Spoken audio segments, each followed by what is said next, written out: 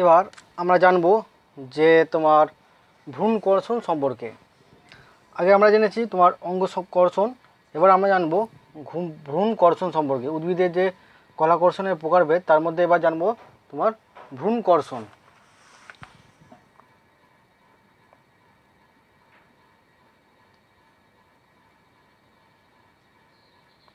ভ্রূণ কর্ষণ ভ্রূণ কর্ষণ কাকে বলে? যে কলাকর্ষণ পদ্ধতিতে তোমার কর্ষণ মাধ্যমে ভ্রূণের বৃদ্ধি ঘটিয়ে চারা গাছ সৃষ্টি করা হয় তাকে বলা হচ্ছে তোমার কি ভ্রূণ কর্ষণ। তাহলে ভ্রূণ কর্ষণ কাকে বলে? যে কলাকর্ষণ পদ্ধতিতে কর্ষণ মাধ্যমে ভ্রূণের বৃদ্ধি ঘটিয়ে চারা গাছ সৃষ্টি করা হয় তাকে বলা হচ্ছে ভ্রূণ কর্ষণ। ভ্রূণ কর্ষণ কীভাবে করা হয়?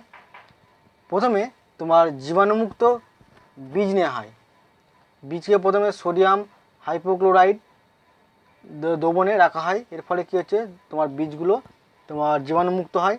তারপর জীবাণুমুক্ত পরিবেশে তোমার স্ক্যালপেল মানে একটা ছুরির মতো তোমার একটা জিনিস, যার মাধ্যমে কী হচ্ছে, তোমার বীজ থেকে তোমার ভ্রূণগুলোকে সংগ্রহ করা হয়। তারপর ভ্রূণটাকে তোমার কালচার মিডিয়াম বা কর্ষণ মাধ্যমে, বিশেষ করে তোমার কঠিন মাধ্যমে রাখা হয়। তারপর ওই মাধ্যমে ভ্রূণের তোমার বৃদ্ধি ঘটে। এইভাবে তোমার ভ্রূণ পালন করা হয়। এই ভ্রূণ কর্ষণের গুরুত্ব কী? তোমার আন্তঃপ্রজাতি সংকরায়নের ক্ষেত্রে তোমার বীজের তোমার মিশ্র বা সংকর শস্য ঠিকমতো পরিণত হচ্ছে কি না, সেই জন্য কী হচ্ছে, তোমার ভ্রূণ কর্ষণটা করা হয়। এছাড়াও কী হচ্ছে, বীজের পুরুত্বকে রাসায়নিকের উপস্থিতির জন্য অনেক সময় বীজ অঙ্কুরিত হতে অনেক সময় বেশি সময় নেয়, যাকে বলা হয় বীজের সুপ্ত অবস্থা। এই বীজের সুপ্ত অবস্থা কাটাতে তোমার ভ্রূণ কর্ষণ করা হয়ে থাকে। এছাড়া কি তোমার বাণিজ্যিকভাবে কৃত্রিম বীজ তৈরি করতে তোমার এই ভ্রূণ কর্ষণ করা হয়ে থাকে। তাহলে ভ্রূণ কর্ষণ সম্পর্কে জানলাম। এবার আমরা জানবো অণুবিস্তারণ বা মাইক্রো প্রপাগেশন। নেক্সট আমাদের যে তোমার উদ্ভিদ কলাকর্ষণের প্রকারভেদ অণুবিস্তারণ বা যেটাকে ইংরেজিতে বলে মাইক্রো প্রপাগেশন। এই মাইক্রো প্রপাগেশন বা অণুবিস্তারণ বলার আগে তোমাদের একটা শর্ট কোশ্চেন বলে দিই। আমরা আগে জেনেছি টোটিপোটেন্সিটা জেনেছি। একটা শর্ট কোশ্চেন আছে, প্লুরিপোটেন্সি কি?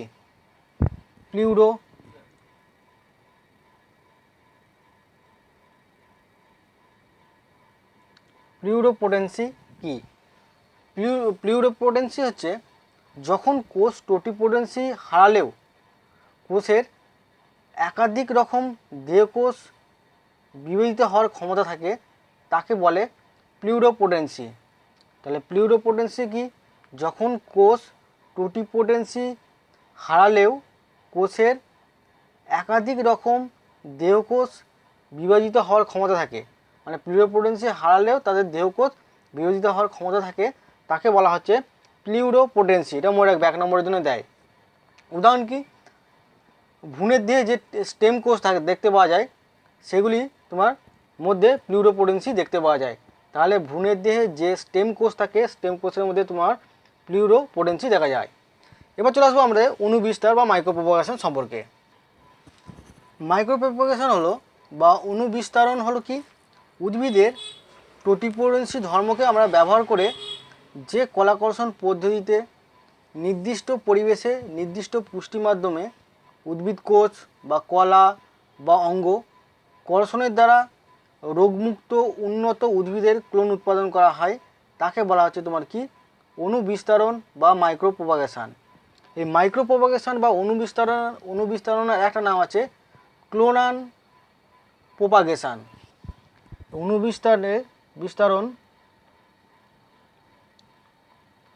অণুবিস্তারণ বা মাইক্রোপ্রপাগেশনের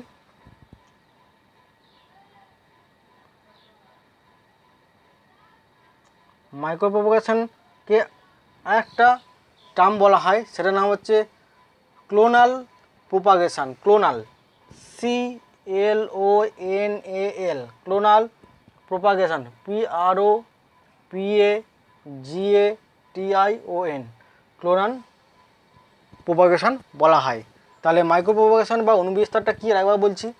উদ্ভিদের টোটিপোটেন্সি ধর্ম ব্যবহার করে যে কলাকর্ষণ পদ্ধতিতে নির্দিষ্ট পরিবেশে নির্দিষ্ট পুষ্টি মাধ্যমে উদ্ভিদের কোষ বা কলা বা কোনো অঙ্গ কর্ষণের দ্বারা রোগমুক্ত এবং উন্নততর উদ্ভিদের ক্লোন উৎপাদন করা হয় তাকে বলা হচ্ছে অণু বিস্তারণ বা মাইক্রো প্রোপাগেশন বা ক্লোনাল প্রোপাগেশন বলা হচ্ছে। এবার আসবো যে এই মাইক্রো প্রোপাগেশন বা অণু বিস্তারের সুবিধা কী। সুবিধা অনেক সময় 3 নম্বরে দিয়ে থাকে যে অণু বিস্তারণ বা মাইক্রো প্রোপাগেশনের সুবিধা কী কী। সুবিধা সম্পর্কে জানবো। এর সুবিধা হচ্ছে যে উন্নত বৈশিষ্ট্যযুক্ত উদ্ভিদ সৃষ্টি করা যায় এই অণু বিস্তারের মাধ্যমে। আর কি, রোগমুক্ত উদ্ভিদের সংখ্যা বৃদ্ধি করা যায় অণু বিস্তারণের মাধ্যমে। বীজবিহীন ফলযুক্ত উদ্ভিদের বংশ বিস্তার ঘটানো যেতে পারে এই অণু বিস্তারের মধ্যে দিয়ে। তারপরে এই অণু বিস্তারণ পদ্ধতির মাধ্যমে তোমার বন্ধা উদ্ভিদের তোমার সংখ্যা বৃদ্ধি করা যায়। আর কি, তোমার স্বল্প পরিমাণ কলা থেকে আমরা অসংখ্য উদ্ভিদ সৃষ্টি করতে পারি এই অণু বিস্তার বা মাইক্রো প্রোপাগেশন পদ্ধতির মাধ্যমে। এছাড়া এই পদ্ধতি উদ্ভিদের তোমার আন্তর্জাতিক বিনিময়ে সুযোগ বৃদ্ধি করে। তাহলে এগুলো হচ্ছে তোমার অণু বিস্তারণ বা মাইক্রো প্রোপাগেশনের সুবিধা। এবার জানবো যে অণু বিস্তারণের তোমার পদ্ধতি। সুবিধাটা ভালো করে করবে। এবার আমরা পদ্ধতি সম্পর্কে জানবো। প্রথমে কি, উদ্ভিদ নির্বাচন। উদ্ভিদ নির্বাচন করা হয় এই মাইক্রো প্রোপাগেশন বা অণু বিস্তারণের জন্য। প্রথমে তোমার উদ্ভিদ নির্বাচন করা হয়। প্রথমে যে উদ্ভিদের বংশবৃদ্ধি ঘটানো হবে সেটিকে নির্বাচন করা হয়। এর জন্য নির্বাচিত যে উদ্ভিদরা সেটা সুস্থ সবল এবং হওয়া উচিত বা সুস্থ সবল হওয়া দরকার। আর নির্দিষ্ট উদ্ভিদটির কী হচ্ছে কাক্ষিক মুকুলটা আলাদা করে সেটিকে তোমার জীবাণুমুক্ত করা হয়। এইভাবে কী হচ্ছে তোমার মুকুলটিকে আমরা এক্সপ্ল্যান্ট হিসাবে ব্যবহার করব। প্রথমে তাহলে কী হলো, আমাদের উদ্ভিদ নির্বাচন করলাম। যে প্রথমে যে উদ্ভিদের বংশবিস্তার ঘটাবো সেটাকে নির্বাচন করলাম, তার কাক্ষিক মুকুলকে আমরা আলাদা করলাম, সেটাকে জীবাণুমুক্ত করলাম এবং এই মুকুলটাকে কী হচ্ছে আমরা এক্সপ্ল্যান্ট হিসাবে ব্যবহার করব। 2 নম্বর কি, কর্ষণ মাধ্যমে এক্সপ্ল্যান্টের স্থানান্তরণ। 2 নম্বর কি, কর্ষণ মাধ্যমে বা কালচার মিডিয়ামে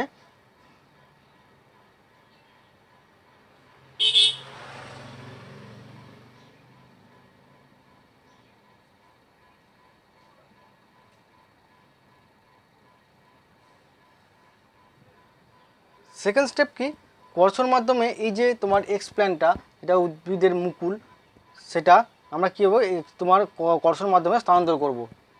উপযুক্ত কর্ষণ মাধ্যমে তোমার এক্সপ্ল্যান্টটিকে স্থানান্তর করলে তাকে বলা হচ্ছে, তো তাকে করলে তার থেকে কি হচ্ছে তোমার কেলাস তৈরি হবে। অর্থাৎ কি, এই যে নির্বাচিত উদ্ভিদের থেকে যে এক্সপ্ল্যান্টটা বা মুকুলটাকে আমরা সংগ্রহ করলাম সেটা উপযুক্ত কর্ষণ মাধ্যমে আমরা স্থানান্তর করব। সেখান থেকে কী হচ্ছে তোমার অসংখ্য বা অনেকগুলো কোষগুচ্ছ তৈরি হবে যাকে আমরা কেলাস বলে থাকি। তারপর কি, তোমার 3 নম্বর কী করা হয়, এক্সপ্ল্যান্ট থেকে বিটপ সৃষ্টি।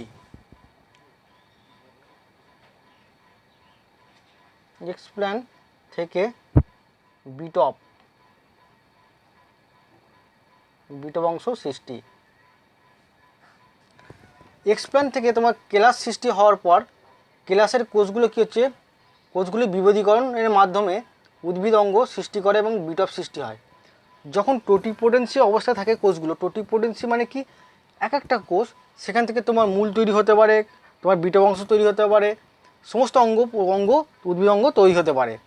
তারপর যখন কোষগুলো বিভেদীকরণ ঘটে তখন কিন্তু পার্টিকুলারলি এক একটা কোষ এক একটা অঙ্গ তৈরির জন্য দায়ী।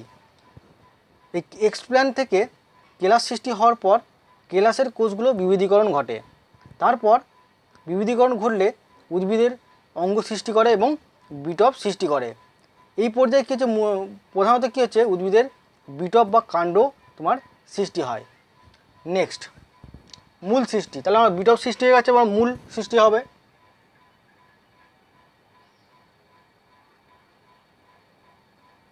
মূল সৃষ্টি কী হয়, মূল সৃষ্টি হয় বিটপ সৃষ্টির পরে তোমার কেলাসটিকে নতুন মাধ্যমে তোমার স্থানান্তর করা হয়।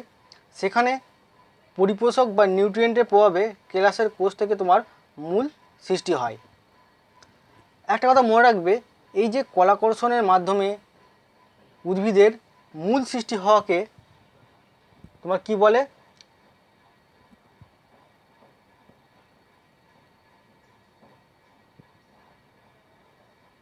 রাইজোজেনেসিস। তাহলে কলাকর্ষণ পদ্ধতির মাধ্যমে উদ্ভিদের মূল সৃষ্টি হওয়াকে বলা হচ্ছে, যখন মূল সৃষ্টি হয় তাকে বলা হচ্ছে রাইজোজেনেসিস। আর বিটপ অংশ সৃষ্টি হওয়াকে বলা হচ্ছে কলোজেনেসিস। কলোজেনেসিস বলে। মনে রাখবে কলোজেনেসিসটা কি? কলোজেনেসিস হচ্ছে কলাকর্ষণ পদ্ধতির মাধ্যমে উদ্ভিদে যখন বিটপ অংশ সৃষ্টি করা হয় তাকে বলা হচ্ছে কলোজেনেসিস। আর কলাকর্ষণ পদ্ধতিতে উদ্ভিদের মূল সৃষ্টি করাকে বলা হচ্ছে রাইজোজেনেসিস বলা হচ্ছে। তাহলে আমার মূল সৃষ্টি হয়ে গেল। নেক্সট কি? তোমার শনাক্তকরণ।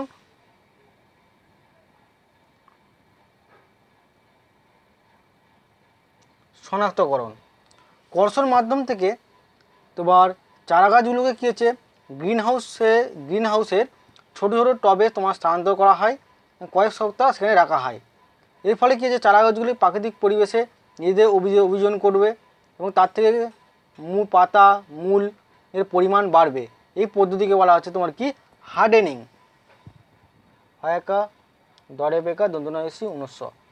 হার্ডেনিং বলা হচ্ছে। এই হার্ডেনিংয়ের পর চারা গাছগুলো জমিতে তোমার স্থানান্তর করা হয়। এইভাবে মাইক্রো প্রপাগেশনটা তোমার সম্পন্ন হয়ে থাকে। তাহলে হার্ডেনিংটা কি বললাম? এই কর্ষণ মাধ্যমে চারা গাছগুলোকে তোমার গ্রিনহাউসের মধ্যে ছোটো ছোটো টবে রাখা হয় 1 সপ্তাহ মতো। তারপর চারা গাছগুলো প্রাকৃতিক পরিবেশে নিজেকে অভিযোজন করার পর সেখান থেকে মূল এবং তাদের পাতা এবং মূলের পরিমাণ আরও বাড়তে থাকবে। এই পদ্ধতিকে বলা হচ্ছে তোমার হার্ডেনিং। হার্ডেনিংয়ের পর চারা গাছগুলোকে জমিতে স্থানান্তরণ করা হয়। এই মাইক্রো প্রপাগেশন যে পদ্ধতি বললাম, এক্ষেত্রে উদ্ভিদের কোন কোন অংশ তোমার ব্যবহার করা হয়ে থাকে? তোমার বিশেষ করে তোমার কাক্ষিক মুকুলগুলো, যেমন তোমার সাইটোকাইনিন পালনের মাধ্যমে আলু গাছে আলু, আনারস, কলা প্রভৃতি উদ্ভিদে কাক্ষিক মুকুল বৃদ্ধি ঘটানো হয়। তাহলে কোন কোন অঙ্গগুলো ব্যবহার করা হয়? এই উদ্ভিদ অঙ্গ, কোন কোন উদ্ভিদ অঙ্গকে এই মাইক্রো প্রপাগেশনের জন্য ব্যবহার করা হয়? প্রথমত কি? কাক্ষিক মুকুল।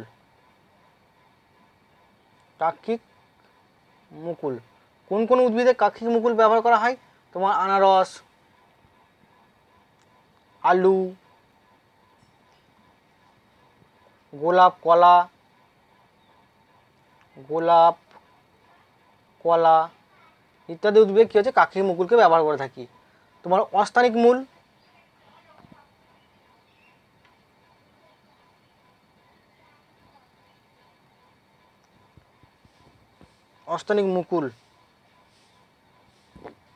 কোন কোন উদ্ভিদে অস্থানিক মুকুল আমরা ব্যবহার করে থাকি? কচু, বট প্রভৃতি উদ্ভিদের অস্থানিক মুকুল আমরা ব্যবহার করে থাকি। আর অঙ্গজ মুকুল,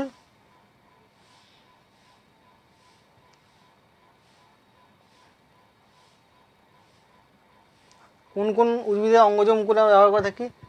উদ্ভিদের কোনো কোষ প্রথমে ভ্রূণে পরিণত করা হয়, তারপর সেই ভ্রূণ থেকে সম্পূর্ণ উদ্ভিদ তোমার উৎপন্ন করা হয়।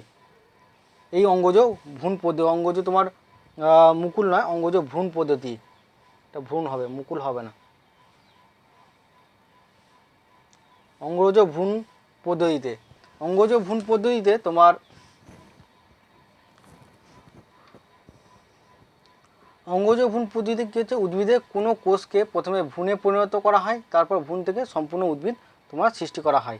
3 নম্বর পদ্ধতিটা অঙ্গজ ভ্রূণ। এবার আমরা জানব যে এই অণুবিস্তার বা মাইক্রো প্রপাগেশনের গুরুত্ব। এর গুরুত্ব কি? এর গুরুত্ব হচ্ছে তোমার দ্রুত ফলন। অনেক উদ্ভিদের বীজের সুপ্ত অবস্থা ভঙ্গ করতে অণুবিস্তারে তোমার সাহায্য নেওয়া হয়। এর ফলে কম সময়ে আমরা ফসল ফলাতে পারছি। ফলাতে পারবো এই তোমার অণুবিস্তার বা মাইক্রো প্রপাগেশনের সাহায্যে। নেক্সট কি, রোগমুক্ত উদ্ভিদ উৎপাদন। রোগমুক্ত উদ্ভিদ সৃষ্টি। এই অণুবিস্তারের মধ্যে দিয়ে আমরা রোগমুক্ত উদ্ভিদ বা রোগ প্রতিরোধী উদ্ভিদ আমরা সৃষ্টি করতে পারবো। নেক্সট কি তোমার বন্ধা সংকর উদ্ভিদ সৃষ্টি।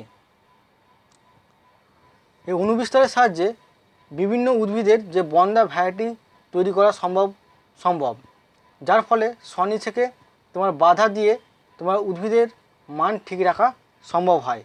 তাহলে বন্ধা সংকর উদ্ভিদ কী হবে, তোমার এই অণুবিস্তারে তোমার গুরুত্বপূর্ণ ভূমিকা পালন করে। কী হবে, অণুবিস্তারের সাহায্যে বিভিন্ন উদ্ভিদের যে বন্ধা ভ্যারাইটিসগুলো তৈরি করা হয়, যার ফলে স্বনিষেকে বাধা দিয়ে উদ্ভিদের মানটা তোমার কী হচ্ছে সঠিক রাখা সম্ভব হয়। কৃত্রিম বীজ সৃষ্টি।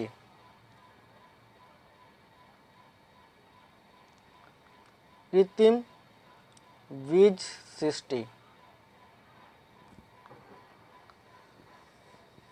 কোনো উদ্ভিদের বীজের মধ্যে ভ্রূণটি নষ্ট হলে অণুবিস্তারের দ্বারা কী হচ্ছে বীজ সৃষ্টি করা হয় এবং উদ্ভিদের বংশবিস্তার করানো সম্ভব হয়। 5 নম্বর কি তোমার জার্ম প্লাজম সংরক্ষণ। জার্ম প্লাজম সংরক্ষণ। অণুবিস্তারের মাধ্যমে তোমার কৃষিজাত ফসলের তোমার আদি প্রকরণগুলো সংরক্ষণের দ্বারা ভবিষ্যতে সংকরায়ন ঘটানো সহজ হয়। বর্তমানে কী হচ্ছে তোমার ক্রায়ো সংরক্ষণের মাধ্যমে প্রোটোপ্লাস রেণু উদ্ভিদের অঙ্গ আমরা কী হচ্ছে অনির্দিষ্টকালের জন্য সংরক্ষণ করে রাখতে পারছি। নেক্সট কি 5 নম্বর, এর গুরুত্ব কি, তোমার মূল্যবান উদ্ভিদ সৃষ্টি। মূল্যবান উদ্ভিদ সৃষ্টি। এই কলাকর্ষণ পদ্ধতির মাধ্যমে মূল্যবান কাষ্ঠল উদ্ভিদ যেমন শাল, ইউক্যালিপটাস প্রভৃতি উদ্ভিদের দ্রুত বংশবিস্তার করা সম্ভব। তাহলে আমরা তোমার মাইক্রো প্রপাগেশনের গুরুত্বগুলো আমরা জানলাম। এবার আমরা জানবো যে এই যে কলাকর্ষণ পদ্ধতি বা টিস্যু কালচার যে মেন টপিকটা, তার গুরুত্ব কী। কলাকর্ষণের গুরুত্ব। কলাকর্ষণের গুরুত্ব হচ্ছে কি তোমার রোগমুক্ত সতেজ উদ্ভিদ সৃষ্টি করতে পারবো। রোগমুক্ত সতেজ উদ্ভিদ সৃষ্টি। এই কলাকর্ষণ পদ্ধতির মাধ্যমে আমরা কি হচ্ছে তোমার রোগমুক্ত সতেজ উদ্ভিদ সৃষ্টি করতে পারবো। তারপরে হ্যাপ্লয়েড তোমার উদ্ভিদ সৃষ্টি। হ্যাপ্লয়েড উদ্ভিদ সৃষ্টি। কলাকর্ষণ পদ্ধতির মাধ্যমে আমরা কি হচ্ছে হ্যাপ্লয়েড তোমার ক্রোমোজোম বিশিষ্ট আমরা উদ্ভিদ সৃষ্টি করতে পারবো। নেক্সট কি তোমার ট্রান্সজেনিক উদ্ভিদ সৃষ্টি করতে পারবো। ট্রান্সজেনিক উদ্ভিদ সৃষ্টি। কলাকর্ষণ পদ্ধতির মাধ্যমে আমরা কি হচ্ছে তোমার বহিরাগত জিন তোমার প্লাজমিডের সাহায্যে প্লাজমিডের মধ্যে প্রবেশ করিয়ে বা সরাসরি উদ্ভিদের প্রোটোপ্লাস্টের মধ্যে প্রবেশ করিয়ে আমরা ট্রান্সজেনিক উদ্ভিদ সৃষ্টি করতে পারবো। এছাড়া কি তোমার উদ্ভিদের অঙ্গজ সংকরায়ন ঘটাতে পারবো, বিভিন্ন অঙ্গের সংকরায়ন ঘটাতে পারবো। তারপরে মূল্যবান যৌগ সৃষ্টি করতে পারবো। মূল্যবান যৌগ সৃষ্টি। কলাকর্ষণ পদ্ধতির মাধ্যমে তোমার বিশেষ করে তরল মাধ্যমে কোষের কর্ষণের দ্বারা মানুষের উপকারী তোমার দ্রব্য সামগ্রী যেমন ভিটামিন, অ্যান্টিবায়োটিক, উপক্ষার, স্টেরয়েড প্রভৃতি উৎপাদন আমরা বাড়াতে পারবো। দ্রুত সংখ্যা বৃদ্ধি।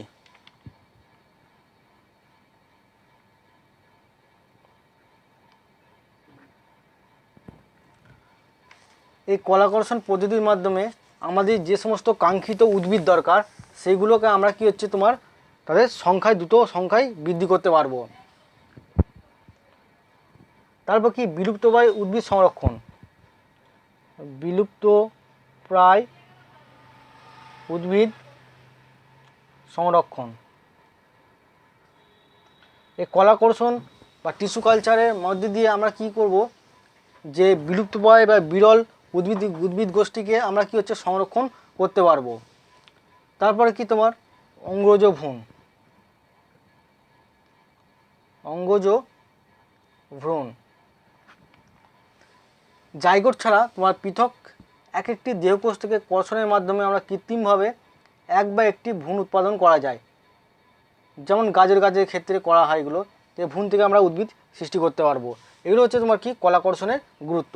এবার আমাদের নেক্সট টপিক হচ্ছে আমাদের এককোষী প্রোটিন বা সিঙ্গেল সেল প্রোটিন।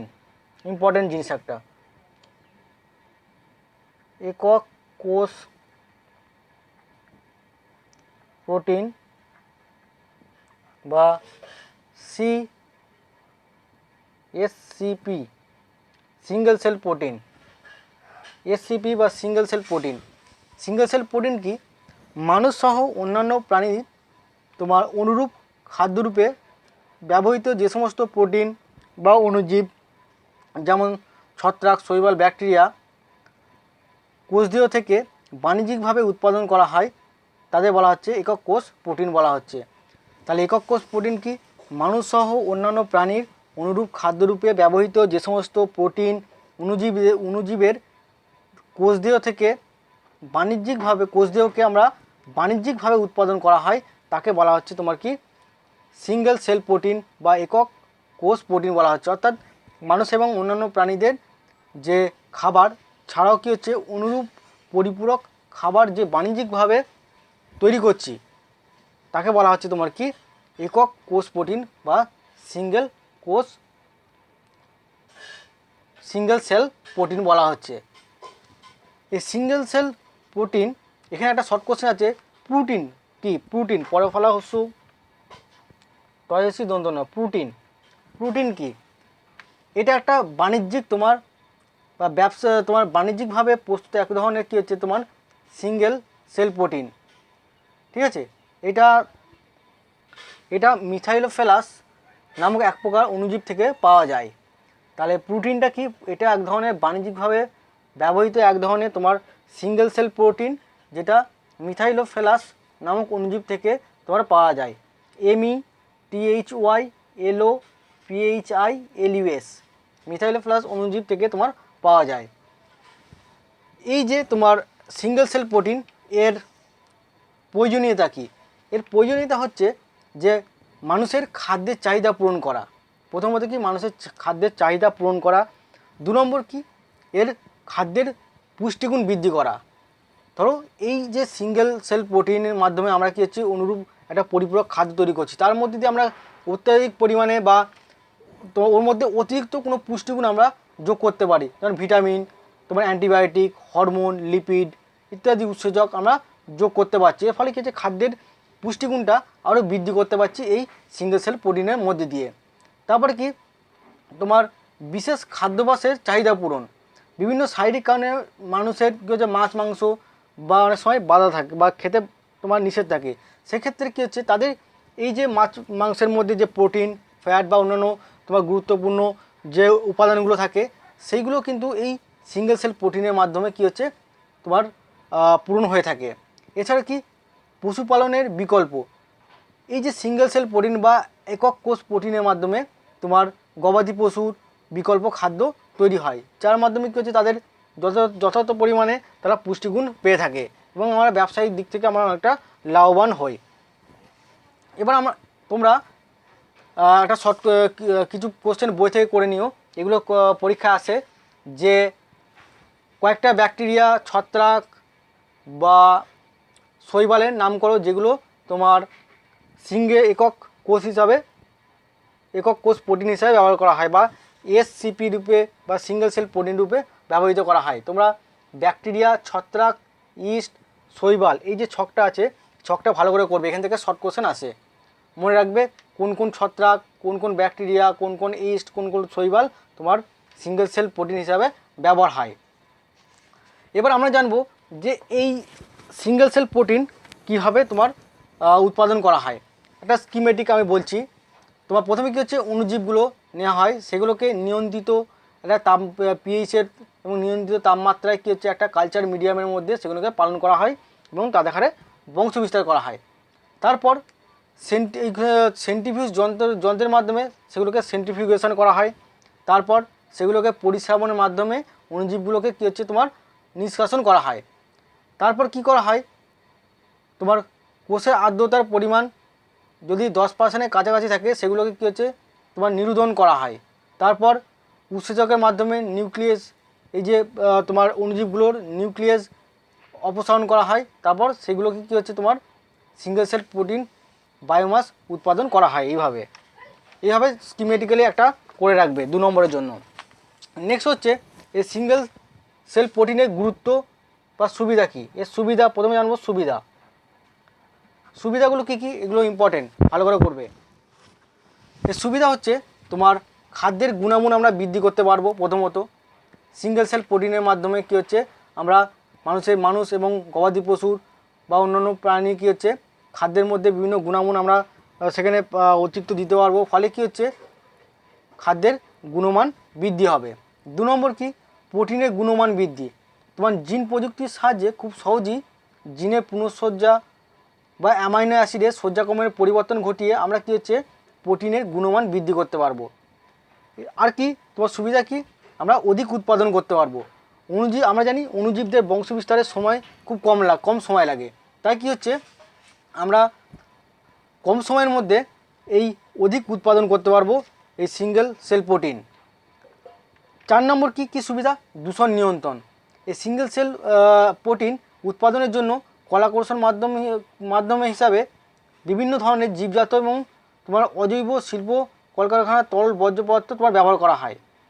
এর ফলে কী হচ্ছে কম খরচে আমরা সিঙ্গেল সেল প্রোটিন উৎপাদনের পাশাপাশি আমরা কী হচ্ছে বিভিন্ন দূষণ, বিশেষ করে জল দূষণ আমরা নিয়ন্ত্রণ করতে পারবো।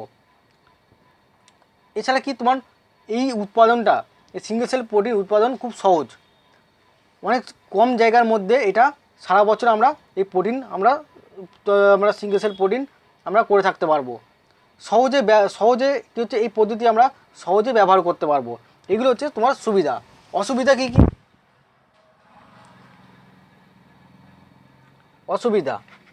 অসুবিধা হচ্ছে বিষক্রিয়া। প্রথমত কি, সিঙ্গেল সেল প্রোটিন সৃষ্টিকারী অণুজীবগুলো তোমার মেরে ফেলার জন্য ব্যবহৃত যে সমস্ত রাসায়নিক বা বিজাতীয় বস্তু ব্যবহার করা হয় সেগুলো আমাদের পাচনতন্ত্রে গিয়ে কী হচ্ছে রোগ সৃষ্টি করতে পারে, বিষক্রিয়া ঘটাতে পারে। 2 নম্বর কি, রোগ সৃষ্টি। নির্দিষ্ট অণুজীব ছাড়া যদি কর্ষণ মাধ্যমে অন্য কোনো ক্ষতিকারক তোমার অণুজীব প্রবেশ করে সেক্ষেত্রে তোমার কি হচ্ছে তোমার রোগ সৃষ্টি করতে পারে। 3 নম্বর কি, পরিপাক সমস্যা। শৈবাল থেকে প্রাপ্ত যে সমস্ত সিঙ্গেল সেল প্রোটিনে প্রচুর পরিমাণে কী থাকে, সেলুলোজ এবং ক্লোরোফিল থাকে। শৈবাল থেকে যে সমস্ত আমরা পরিপূরক খাদ্য হিসাবে গ্রহণ করি সিঙ্গেল সেল প্রোটিন হিসাবে গ্রহণ করি সেগুলোর মধ্যে প্রচুর পরিমাণে সেলুলোজ এবং ক্লোরোফিল থাকে, যেগুলো পরিপাকের অনেক সমস্যা সৃষ্টি করে। এছাড়া কি তোমার উৎসেচকের ক্রিয়া ব্যাহত ও বৃক্ষে পাথর। প্রোটিন ছাড়া প্রায় 6 থেকে 10% নিউক্লিক অ্যাসিড জীবহারের মধ্যে থাকে, যা বিপাকের প্রচুর পরিমাণে ইউরিক অ্যাসিড উৎপন্ন হয়। মানে প্রোটিন, আমরা জানি প্রোটিন বিপাক, প্রোটিন ছাড়া কী হচ্ছে তোমার এই সিঙ্গেল সেল প্রোটিনের মধ্যে কী থাকে, তোমার নিউক্লিক অ্যাসিড থাকে, সেগুলো বিপাকের ফলে ইউরিক অ্যাসিড উৎপন্ন হয়, সেগুলো পরবর্তীকালে কী হতে পারে, বৃক্ষে পাথর সৃষ্টি করতে পারে। তাহলে এগুলো হচ্ছে তোমার কি সিঙ্গেল সেল প্রোটিনের সুবিধা অসুবিধা। এই দুটো ভালো করে করবে, এগুলো খুব ইম্পর্টেন্ট। ভিভিআই এই দুটো দিয়ে থাকে 2 নম্বর 3 নম্বরে দিয়ে থাকে। এই দুটো তোমার সিঙ্গেল সেল প্রোটিনের সুবিধা অসুবিধা ভালো করে করবে। এখানে একটা শর্ট কোশ্চেন আছে তোমার, যে সিঙ্গেল সেল প্রোটিন হিসাবে স্পিরুলিনা যে তোমার শৈবাল নিরাপদ সবুজ শৈবাল তার ভূমিকা কী। তোমার স্পাইরুলিনা কী হচ্ছে এক প্রকার কী হচ্ছে নীলাভ সবুজ শৈবাল। এ কী করছে তোমার সারা বিশ্বে, বিশেষ করে আমেরিকা, থাইল্যান্ড, চীন, ভারত সব দেশে কী হচ্ছে এই শৈবাল তোমার উৎপাদন করা হয় তোমার বিকল্প খাদ্য হিসাবে। আর এর মধ্যে প্রচুর পরিমাণে তোমার অ্যামাইনো অ্যাসিড, তোমার লিপিড, অসম্পৃক্ত ফ্যাটি অ্যাসিড প্রভৃতি থাকে। এছাড়া কি এই শৈবাল খাদ্য হিসাবে তোমার ব্যবহার করলেও তোমার কোলেস্টেরল উৎপন্ন হয় না। সেই জন্য একে আমরা সিএসপি হিসাবে স্পিরুলিনা যেটা হচ্ছে নীলাভ সবুজ শৈবাল আমরা ব্যবহার করে থাকি। নেক্সট আমাদের টপিক হচ্ছে বায়োফর্টিফিকেশান।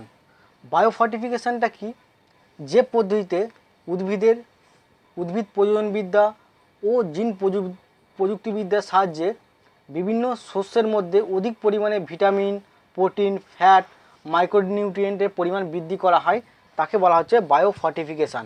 তাহলে বায়োফর্টিফিকেশান কাকে বলে? যে পদ্ধতিতে উদ্ভিদ প্রজননবিদ্যা এবং জিন প্রযুক্তিবিদ্যার সাহায্যে বিভিন্ন শস্যের মধ্যে অধিক পরিমাণে তোমার ভিটামিন, প্রোটিন, ফ্যাট এবং মাইক্রোনিউট্রিয়েন্ট এর পরিমাণ বৃদ্ধি করা হয়, তাকে বলা হচ্ছে তোমার কি বায়োফর্টিফিকেশান। তার মানে কি, কোনো একটা খাদ্যের মধ্যে যখন আমরা তোমার ভিটামিন, প্রোটিন, ফ্যাট, মাইক্রোনিউট্রিয়েন্ট পরিমাণ বৃদ্ধি করব, সেটা কার সাহায্যে নেবো? আমরা উদ্ভিদ প্রজননবিদ্যা এবং জিন প্রযুক্তিবিদ্যার সাহায্যে কোনো খাবারের মধ্যে বিশেষ পুষ্টিগুণ আমরা বৃদ্ধি করব, তাকে বলা হচ্ছে তোমার কি বায়োফর্টিফিকেশান। এই বায়োফর্টিফিকেশানের ফলে উৎপন্ন শস্যকে বলা হচ্ছে ফর্টিফাইড শস্য। মনে রাখবে, ফর্টিফাইড শস্য কি? ফর্টিফাইড শস্য। এই বায়োফর্টিফিকেশানের ফলে উৎপন্ন শস্যকে তোমার ফর্টিফাইড শস্য বলা হচ্ছে। এবার বায়োফর্টিফিকেশানে কয়েকটা উদাহরণ আমরা জানবো, যেমন গোল্ডেন রাইস। গোল্ডেন রাইসের মধ্যে কি থাকে? তোমার বিটা ক্যারোটিন। বিটা ক্যারোটিনের জিন তোমার থাকে, বা যার ফলে কী হচ্ছে, আমরা গোল্ডেন রাইস যদি গোল্ডেন রাইসটা আমরা খাই, সেক্ষেত্রে আমাদের শরীরে ভিটামিন এ তৈরি হবে। তারপরে বিন এবং মিষ্টি আলু। বিন এবং মিষ্টি আলুর মধ্যে কি থাকে? বিন এবং মিষ্টি আলুর মধ্যে জিঙ্কের পরিমাণ বৃদ্ধি করা হয় এই বায়োফর্টিফিকেশান পদ্ধতির মাধ্যমে। এছাড়া ওপেক 2 এবং ভুট্টা, এর মধ্যে কী হচ্ছে, তোমার বায়োফর্টিফিকেশানের মাধ্যমে কী তোমার পরিমাণ বাড়ানো হয়েছে? লাইসিন, ট্রিপ্টোফ্যান এর পরিমাণ বাড়ানো হয়েছে। আর কি? অ্যাটলাস 66 গম। অ্যাটলাস 66 গম, এই গমের মধ্যে তোমার প্রোটিনের পরিমাণ বৃদ্ধি করা হয়েছে। এছাড়া টমেটো, ফ্লেভার সেভার টমেটো, এর মধ্যে হচ্ছে ভিটামিন সি এর পরিমাণ তোমার বাড়ানো হয়েছে। তাহলে আমরা এই উদাহরণগুলো, বায়োফর্টিফিকেশানটা কী করবে, ফর্টিফাইড শস্য কী, আর উদাহরণ অবশ্যই করবে। এবার আমরা জানবো যে এই বায়োফর্টিফিকেশানের গুরুত্ব। এর গুরুত্ব কী? এর গুরুত্ব হচ্ছে তোমার পুষ্টি উপাদানের পরিমাণ বৃদ্ধি। খাদ্যের মধ্যে পুষ্টি উপাদানের পরিমাণ আমরা বৃদ্ধি করতে পারবো। তাহলে বায়োফর্টিফিকেশান পদ্ধতির মাধ্যমে খাদ্যের মধ্যে আমরা পুষ্টির উপাদানের পরিমাণ বৃদ্ধি করতে পারবো। 2 নম্বর কি? রোগ প্রতিরোধ। বায়োফর্টিফিকেশান পদ্ধতির দ্বারা শিশুদের উপযুক্ত পুষ্টি উপাদান খাদ্যের মধ্যে সরবরাহ করতে পারবো। ফলে কী হবে? যেমন ভিটামিন এ, ভিটামিন সি অধিক মাত্রায় কী হচ্ছে, তোমার খাদ্যের মধ্যে সরবরাহ করতে পারবো, যার ফলে শিশু বা মানুষ এবং মানুষের কী হচ্ছে, অন্য বিভিন্ন রোগ প্রতিরোধ ক্ষমতা বৃদ্ধি পাবে। তাহলে বায়োফর্টিফিকেশান পদ্ধতির মাধ্যমে আমরা খাদ্যের মধ্যে বিভিন্ন রকম ভিটামিন এবং নিউট্রিয়েন্ট পরিমাণ বাড়াতে পারবো, যার দ্বারা কী হচ্ছে, তোমার মানুষের সেই খাবারগুলো গ্রহণ করলে মানুষ কী হচ্ছে, বিভিন্ন রোগ প্রতিরোধ ক্ষমতা তার মধ্যে জন্মাবে। 3 নম্বর কি? চাষের খরচ হ্রাস। এই বায়োফর্টিফিকেশানের মাধ্যমে কী হচ্ছে, চাষের খরচটা তুলনামূলক কম হয় এবং উৎপাদনটা তোমার বেশি হয়। এবার চাষের পদ্ধতি সহজ করা। এই বায়োফর্টিফিকেশান এর দ্বারা কী হচ্ছে, প্রস্তুত শস্য সহজেই চাষ করা যায়। এই বায়োফর্টিফিকেশান পদ্ধতির মাধ্যমে চাষ করা খুব সহজ হয়। আর কি এর সুবিধা? এর সুবিধা বা গুরুত্ব কী? অপরিহার্য অ্যামাইনো অ্যাসিড এবং অপরিহার্য ফ্যাটি অ্যাসিড সরবরাহ। এই বায়োফর্টিফিকেশানের ফলে উৎপন্ন শস্যের মধ্যে প্রোটিন এবং লিপিডের পরিমাণ নিয়ন্ত্রিতভাবে বৃদ্ধি করা হয়। ফলে কী হচ্ছে, অপরিহার্য ফ্যাটি অ্যাসিড এবং অ্যামাইনো অ্যাসিড সঠিক মাত্রায় আমাদের জীবদেহে প্রবেশ করে এবং আমাদের জীবদেহে কী হচ্ছে, তোমার বিভিন্ন রোগের হাত থেকে বাঁচে। বা প্রোটিন খাদ্য উৎপাদনের মাধ্যমে আমরা কী হচ্ছে, তোমার ম্যারাসমাস এবং কোয়াশিয়রকোর রোগগুলোকে আমরা প্রতিরোধ করতে পারছি। আর কি গুরুত্ব? অপ্রয়োজনীয় পদার্থের অপসারণ।